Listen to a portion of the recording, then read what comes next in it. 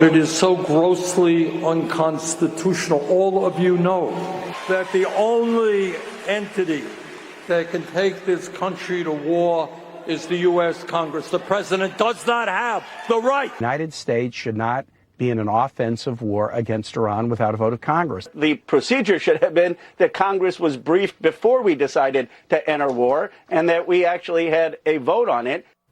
Florida Congressman Republican Cory Mills joins me now. And Congressman, those were more of the middle ground responses. Then you have the extremes. You have Senator Fetterman on the left saying, as I've long maintained, this was the correct move.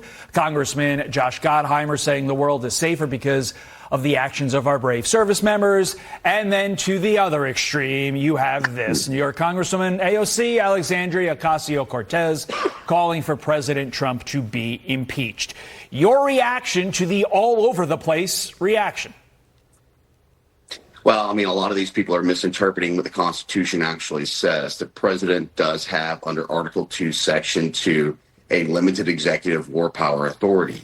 He's also made it clear that this is not an actual declaration of war against Iran. It was the elimination of the nuclear programs that were a great existential threat, not just to our allies in the region, but the United States as well. We know that we've had tens of millions of people cross our borders. We know there's potential sleeper cells within the United States. If you could imagine, if you will, the idea of a dirty bomb being snuck across the border that had been enriched and created in Iran, this could create a massive weapon within the United States. And so it does pose a threat. And the Secretary of Defense, Pete Hegseth, and the president was correct in making this very calculated and very acute strike to be able to go ahead and wither away this regime's malign activities. And Secretary Hegseth, to your earlier point, made sure to emphasize repeatedly during yesterday's press conference that this was a limited strike with a limited goal. It was not war. So all this talk of war and war powers is really putting the cart well before the horse.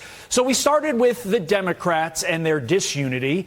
On the other side, the Republicans appearing to have unity, with the exception of your colleague, Thomas Massie. Donald Trump saying, quote, great unity in the Republican Party, perhaps unity like we have never seen before. Now let's get the great, big, beautiful bill done. Our country is doing great. MAGA. So, Congressman, you're in these negotiations. What will these strikes do, if anything, to the timetable of the big, beautiful bill? With a reminder, I'm not reminding you necessarily, I'm reminding the rest of your colleagues that July 4th, that deadline set by the Republicans, is literally next Friday.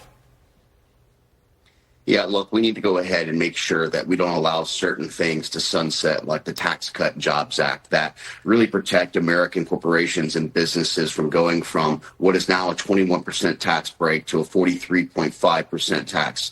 This would be a huge impact and could lead to a future recession. Look, as any business owner knows, you can't cut your way to profitability. You have to be successful by growing revenue and continuing to get more money in the door. That's what President Trump is doing. This bill allows him to be able to get the necessary cuts in place, but really it's about building our way out of this. It's about inverting our GDP to national debt ratio and growing at an existential rate that allows us to be able to go ahead and start getting our debts down. Now, I want to talk about the other thing, which I'm not a big supporter of, but the president also, with regards to his strikes and with Pete Hegseth, the Secretary of Defense's strikes, is within their bounds, knowing that Iran is the greatest and largest funder of terrorism under the 2001-2002 authorized use of military force that was granted by Congress. So I want to, again, just talk about the misinterpretation of what the actual Constitution says, but also what Congress has already granted with regards to powers and authorities. That's an important clarification. I'm glad you made it. Let's go back to the mission itself, because so many of us were filled with a sense of pride and awe at the mission.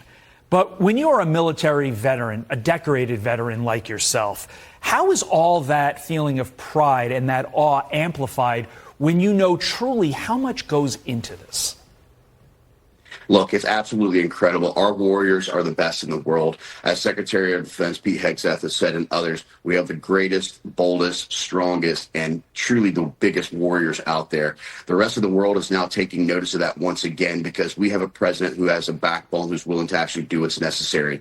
And so this strike was not only an amazing strike, precision-guided strike, it did exactly what it was supposed to do with no collateral damage, with no impact to the Iranian people. And this really was one of of those amazing operations that had no leaks whatsoever. There was plenty of actual strategic thought that had gone into it, and it was exceptionally well executed. Now there is the concern as to what happens to our brave men and women currently stationed overseas. You have been stationed overseas multiple times.